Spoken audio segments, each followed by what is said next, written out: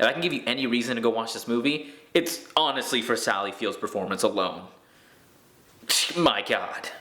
Hello, My Name is Doris is basically about a 60-something-year-old woman whose mother just passed away. She's socially awkward and she's also a hoarder.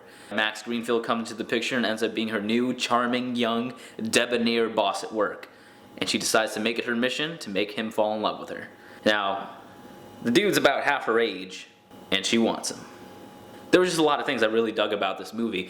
There was a charm to this movie, a level of honesty that I really appreciated. And this movie was actually, pretty funny. There's a lot of really awkward comedy, a lot of really cute comedy. Some of the things I really dug about this movie was the chemistry between the characters. Now, the cast as a whole worked really well together for the most part. Sally Field, as Doris, absolutely stole the show. She was funny and awkward and cute and charming and intelligent, and it seemed like she really knew her character well, and I just couldn't get enough of her. But there's just some really funny scenes in this movie where you see Doris just hoarding random items, as well as getting drunk at a party, dancing among all these 20-year-olds in an EDM concert, and the movie is just so filled with life, and it's just so fun to watch. You can tell that they had a great time making this movie, and in turn, it makes you have a great time. It's really funny and really awkward to see this 60-something-year-old woman go after this young guy. Just the methods that she used were just pretty hysterical to watch. Sally Field and Max Greenfield actually had pretty good chemistry. Max Greenfield from the show New Girl, he did a really serviceable job in the movie. You can't help but like the guy. He's really charming. He has this smile that just, you can't stop looking at it. He wasn't great, he wasn't terrible, he was a serviceable job, and the chemistry between Max Greenfield and Sally Field was there. It made me care about them, and it made me want to watch more and see what was going to happen. And the whole dynamic of this older woman trying to get to the younger man was really interesting to watch.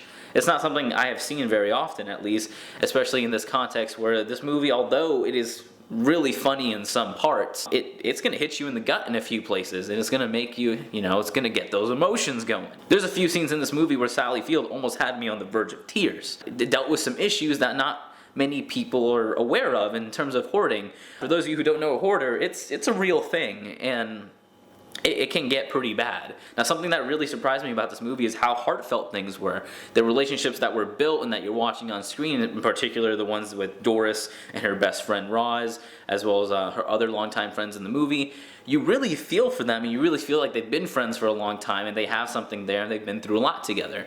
I feel like the director and the actors in the movie did a relatively good job of establishing the relationships among one another. This movie had me evaluating my own friendships. The movie is cliche in a lot of spots. This movie really loved using daydream sequences. Doris would have a daydream, and then the movie would cut back out, and it would be in real life, and that event actually didn't happen. A lot of movies do that, and this movie kind of abused it to an extent, but it really allowed us to see what Doris really wanted. The writing felt like it was trying to be a little bit too modern, a little bit too self-aware of the times that we're in. They just showed examples of how people, would get together in this day and age, like such as Facebook and Tinder and Grindr, and it was really hyper aware of these things that we're all involved in, and that you can't really put this specific movie at fault for that. Film today is evolving in a way that we can't control, and more movies are going to be like that in the future, so I can't really peg it that much. I guess another issue I could say I had with this movie was that it was just a little bit too in your face about really relevant social issues that we're having today. You don't need to be